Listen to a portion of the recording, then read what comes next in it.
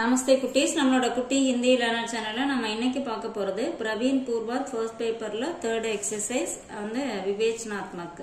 அதுதான் இன்னைக்கு பார்க்க போறோம். அதாவது விமர்சன கட்டுரை அப்படின்னு சொல்லுவோம். அதுல வந்து இன்னைக்கு நம்ம பார்க்க போறது சமை காட்டனை வாழை. சமை காட்டனை வாழை அப்படின்னா பொழுதுபோக்குபவர்கள். இதுல வந்து ஃபர்ஸ்ட் நம்ம லேக்கக்கா பரிச்சை பார்க்கலாம். ரைட்டரோட இன்ட்ரோடக்ஷன்.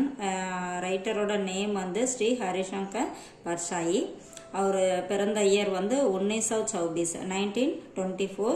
ஸ்வர்கவாஸ் அதாவது இறந்த இயர் வந்து 1995 1995. ஜன்மஸ்தான் ஹோஷங்காபாத். அவரோட வாழ்க்கை என்ன அப்படிங்கறத இப்ப பார்க்கலாம். श्री हरिशंकर परसाई का जन्म होशंगाबाद जिले के जमानी में सन 1924 को हुआ था. और எப்ப பிறந்தாரு எங்க பிறந்தாரு அப்படிங்கறத மேலே பார்த்தோம். पारिवारिक जिम्मेदारियां नौकरी करके निभाते हुए इन्होंने हिंदी में एमए किया. அதாவது இவர் வந்து குடும்ப பாரத்துக்காக, அதாவது குடும்பத்துக்காக அவர் வேலை பார்த்துக்கிட்டே एमए படிச்சாரு. सरकारी कार्यालय स्कूल कॉलेज में अध्ययन आदि करने के बाद स्वतंत्र लेखन में लगे रहे. இவர் வந்து கவர்மெண்ட் ஆபீஸ், அப்புறம் ஸ்கூலு, காலேஜ் இதுலலாம் வந்து ஆசிரியரா இருந்துட்டு அதுக்கப்புறம் வந்து அவர் தானே எழுத ஆரம்பிச்சிட்டாரு அப்படின்னு சொல்றாங்க. அடுத்தது ஷாஹிதிக் பரிச்சய, இலக்கியத்துல அவரோட இன்ட்ரோடக்ஷன். प्रगतिशील लेखन संघ की स्थापना करके वसुधा पत्रिका का संपादन प्रकाशन करने लगा. அதாவது இவர் வந்து முற்போக்கு எழுத்தாளர் சங்கத்தை வந்து நிறுவி வசுதா அப்படிங்கிற பத்திரிகையை வந்து அவரு எடிட் பண்ணி பிரகாஷன் கர்ணேரகன எழுதி வெளியிட்டார். அதாவது அதை எடிட் பண்ணி வெளியிட்டார். व्यंग्य लेखन ने हरिशंकर परसाई का स्थान अद्वितीय है. அதாவது நையாண்டியா எழுதுறதுல அவர் வந்து ஒரு தனித்துவமான ஒரு ரைட்டர் அப்படிங்கிறாங்க. ரச்சனாயே பர்சாயி ரச்சனாவளி, இதுதான் இவரோட படைப்பு. அடுத்தது निबंध परिचय, இந்த கட்டுரையோட इंट्रोडक्शन. समय काटने वाले नामक इस निबंध में लेखक ने समय काटने वाले बुजुर्गों की स्थिति पर व्यंग्यपूर्ण ढंग से विचार व्यक्त किया है. அதாவது சமய காட்டினை வாழை அப்படிங்கிற இந்த டைட்டில் அந்த ரைட்டர் வந்து நேரத்தை பொழுது போக்குற அந்த வயதானவர்கள் அவங்களோட நிலைமைய வந்து அவர் எப்படி சொல்லியிருக்காருன்னா ஒரு நகைச்சுவையா வெளிப்படுத்தியிருக்காரு.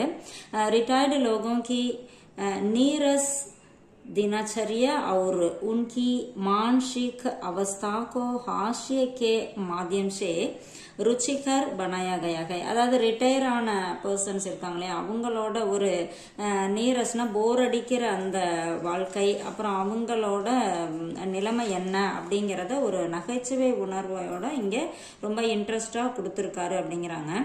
சமய காட்டனே வாலே, அதாவது பொழுதுபோக்குபவர்கள். சமய காட்டனே வாலே லோக் लेखक के पास अपने खाली समय को बिताने के लिए आते थे. அதாவது நேரமே பொழுது போகல அப்படிங்கிறாங்களே அவங்க பொழுதுபோக்குறதுக்காக ரைட்டர் கிட்ட தன்னோட நேரத்தை பொழுதுபோக்குறதுக்காக வராங்க.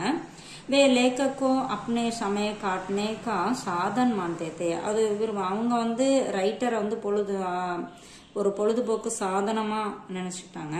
लेखक भी उन्हें जानबूझकर समय काटने देते थे क्योंकि इससे उन्हें भी मनोरंजन मिलता था. அந்த மாதிரி வரவங்க கிட்ட இந்த ரைட்டரும் என்ன பண்றாரு, அவர் வேணும்னே அவங்க கூட சமய நேரத்தை வந்து செலவு பண்றாரு. ஏன்னா அவங்களுக்கு வந்து அது ஒரு ஹாப்பியா கொடுக்குது அப்படிங்கறதுனால. நான் காட்டினே வாழா சமயம், அதாவது பொழுது போகாத நேரம் அப்படின்னு சொல்றோம். நேரமே போல பொழுதே போல அப்படிங்கிறோம்னா அதான் சொல்றாங்க. வாஸ்தவமே சமய கபி நஹி காட்டா, அதாவது உண்மையிலே சொல்ல போனா சமயம் வந்து டைம் வந்து எப்பயும் போறது இல்ல. லோக் உசே காட்டனே கி கோஷிஷ் மே और உலஸ் ஜாத்தே ஹே. அதாவது மக்கள் வந்து என்ன பண்றாங்க, அந்த நேரத்தை போக்குறதுக்காக அது முயற்சி பண்ணி அதுல போய் சிக்கிக்கிறாங்க அப்படிங்கிறாங்க. அப்படின்னா வந்து நேரத்தை வந்து கரெக்டா உபயோகப்படுத்தாம நம்ம பொழுதுபோக்கணும் எதே தேவையில்லாத இதுல போய் மாட்டிக்கிறாங்க அப்படிங்கறத இங்க சொல்றாரு. लेखक के अनुसार जो समय को नहीं मारता वह खुद समय से मारा जाता है. அதாவது இந்த ரைட்டரோட கருத்துப்படி என்னன்னா யாரு நேரத்தை வெல்லலையோ அதை ஜெயிக்கலையோ அவங்க வந்து நேரத்தால ஜெயிக்கப்படுறாங்க அப்படின்னு வந்து சொல்றாரு. ஏன்னா நம்ம அதுல வந்து இங்க ஒரு மறைபொருளா என்ன சொல்றாரு அப்படின்னா, நேரத்தை நம்ம பயனுள்ள வழியில் நம்ம செலவு பண்ணலைன்னா நேரமே நம்மளை வந்து அழிச்சிரும், அது நம்மளை தேவையில்லாத வேலைகளை ஈடுபட வச்சிரும் அப்படிங்கறத இங்க சொல்றாரு. इसलिए लोग ஜகத்தே அவர் பஹஸ் கர்த்தே ஹுயே சமய பித்தாத்தே ஹே. அதனால மக்கள் என்ன பண்றாங்க, பொழுது போகல அப்படிங்கறதுனால அவங்க என்ன பண்றாங்க, சண்டை போட்டுட்டு தேவையில்லாத விஷயங்களை பேசிட்டு நேரத்தை வந்து போக்கிடுறாங்க அப்படிங்கிறாங்க. வினோபா அவர் சமய காட்டினேவாலா, வினோபாவும் பொழுதுபோக்கக்கூடியவர்களும். ஸ்வதந்திரதா சங்கிராங்கா சமயத்தா, அதாவது சுதந்திர போராட்டம் நடந்த நேரம். ஏக் சத்தியாகிரகி जेल में समय काटने के लिए जासूसी किताब पढ़ रहा था. ஒரு சத்தியாகிரகி அதாவது சுதந்திர போராளி என்ன பண்றாரு, நேரத்தை போக்குறதுக்காக ஜெயில வந்து ஒரு துப்பறியும் நாவல் தான் டிடெக்டிவ் புக், அந்த மாதிரி புக்கை வந்து படிச்சுட்டு இருக்காரு.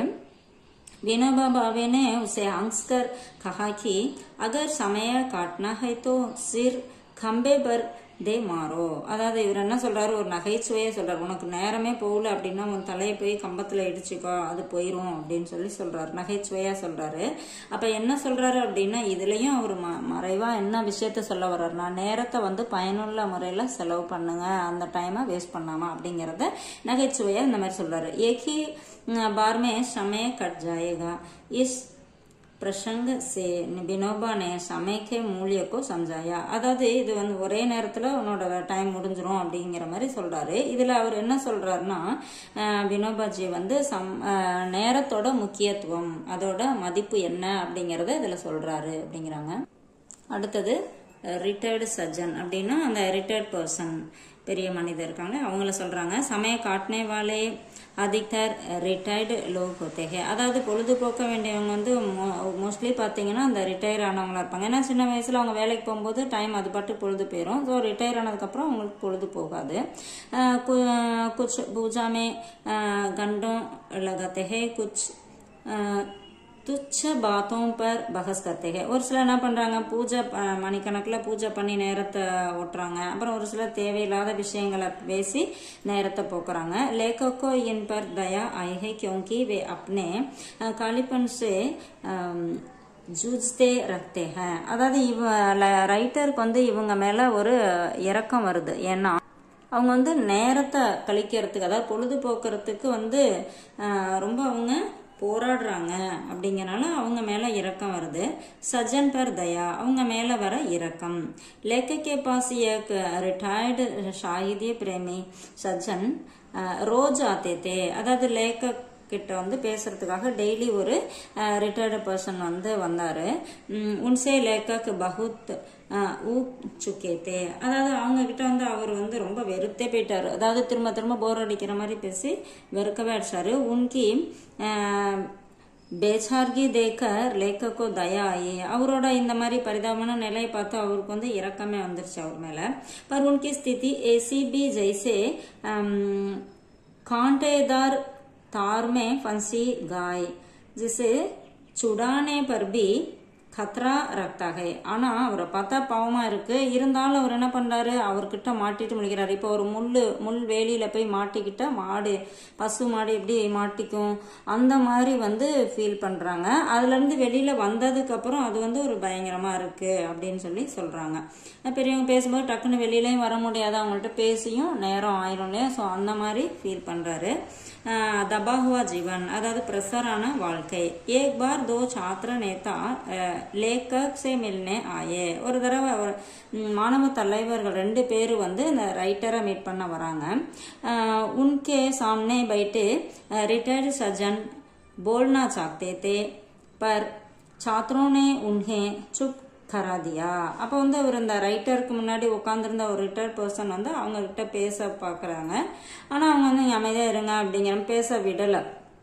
லட்கோं के चले जाने पर सज्जन बोले, அந்த மாணவர்கள் வந்து போனதுக்கு அப்புறம் இந்த மனிதர் வந்து பேசுறாரு, ரிட்டையர்ட் ஆர்மி வந்து பேசுறாரு. हम जब युवा थे तब படோம் சே தப்தே தே. நம்ம எப்போ வந்து சின்னவங்களா இருந்தோம் இல்லையா, அப்போ பெரியவங்களால நமக்கு ப்ரெஷர் இருந்தது. அதாவது அவங்க வந்து நம்மளை ரொம்ப அதாவது டாமினேட் பண்ணாங்க அப்படிங்கிற மாதிரி சொல்றாரு. இப்போ வந்து இளைஞர்கள் யுவாவும் தப்னா பட்டா, இப்போ இளைஞர்கள்கிட்ட அவங்களுக்கு கீழே நம்ம இருக்க வேண்டியதா ஆயிருது, அந்த காலம் மாறி போச்சு அப்படிங்கிற மாதிரி. அப்போ வந்து பெரியவங்க சொல்றத சின்னவங்க கேட்டாங்க, அப்போ அந்த மாதிரி இருந்தாங்க. இப்போ வந்து சின்ன பிள்ளைங்க சொல்றத கேட்குற மாதிரி இருக்கு, அந்த காலம் வந்து மாறிடுச்சு அப்படிங்கிற மாதிரி இங்க சொல்ல வர்றாரு. யஹ் தபே ஜீவன் கி வியதாதி, இதுதான் வந்து ஒரு பிரசரான வாழ்க்கையோட துயரம் அப்படின்னு சொல்லி சொல்றாங்க. ரிட்டையர்டு ஆத்மி கி ட்ரெஜடி, அதாவது ரிட்டையர் மனுஷங்களோட துயரம். ரிட்டையர்டு வியக்தி கி சப்சே படி त्राजदी यह है कि उसे समय काटना पड़ता है. அதாவது ரிட்டையர்டு பர்சன்ஸோட துயரம் என்ன அப்படின்னா, அவங்க நேரத்தை வந்து போக்க வேண்டியதா இருக்கு, கழிக்க வேண்டியதா இருக்கு. அதான் பொழுதே போகாது, வேலை எதுவும் இருக்காது. ஸோ அவங்க கஷ்டப்பட்டு போக்க வேண்டியதா இருக்கும். பகலே வியஸ்தா தான் அப் குச் கர்னேகோ நகி பச்சா, அதாவது முன்னாடிலாம் அவங்க வந்து ரொம்ப சுறுசுறுப்பா டைம் இல்லாம பிஸியாவே இருப்பாங்க. இப்போ வந்து அவங்களுக்கு அந்த மாதிரி எதுவும் இல்லை. குச் பூஜாமே குச் வியர்த்த பாத்தேமே சமயம் பித்தாத்தே ஹே, சிலர் வந்து பூஜையிலையும் சிலர் வந்து தேவையில்லாத விஷயங்களை பேசியும் நேரத்தை கழிக்கிறாங்க அப்படிங்கிறாங்க. लेखक ऐसे लोगों पर और भगवान पर भी दया आई. இந்த ரைட்டருக்கு வந்து இவங்க மேலையும் இவங்களை எப்படி பொழுதுபோக்கு வைக்கிறதுன்னு அந்த கடவுள் மேலையும் கூட அவருக்கு வந்து இரக்கம் வருது அப்படின்னு சொல்லி சொல்றாங்க. அடுத்தது ரிட்டையர்டு ஆத்மி சே ஜக்டா, அதாவது ரிட்டையர் அந்த பர்சன் கூட சண்டை. லேக்கக்கே படோசமே ஏக் बेरोजगार युवक और रिटायर्ड बुजुर्ग दोस्त बन गए. அதாவது அந்த ரைட்டரோட பக்கத்து வீட்டில் ஒரு வேலை இல்லாத ஒரு இளைஞனுக்கும் அந்த ரிட்டையர்டு ஆத்மிக்கும் ஒரு ஃப்ரெண்ட்ஷிப் வந்தது. दोनों समय काटने के लिए बातें करते थे पर अंत में उनमें झगड़ा हो गया. அதாவது ரெண்டு பேரும் வந்து நேரத்தை போக்குறதுக்காக ஏதோ பேசிட்டு இருக்காங்க, ஆனா கடைசியில வந்து அது சண்டையாயிருது. ஏன்னா क्योंकि दोनों अपने अपने अनुभव को श्रेष्ठ मानते थे. ரெண்டு பேரும் அவங்கவுங்க எக்ஸ்பீரியன்ஸ் தான் சிறந்தது அப்படின்னு அதுல ரெண்டு பேர்த்துக்கும் சண்டை வந்துருச்சு.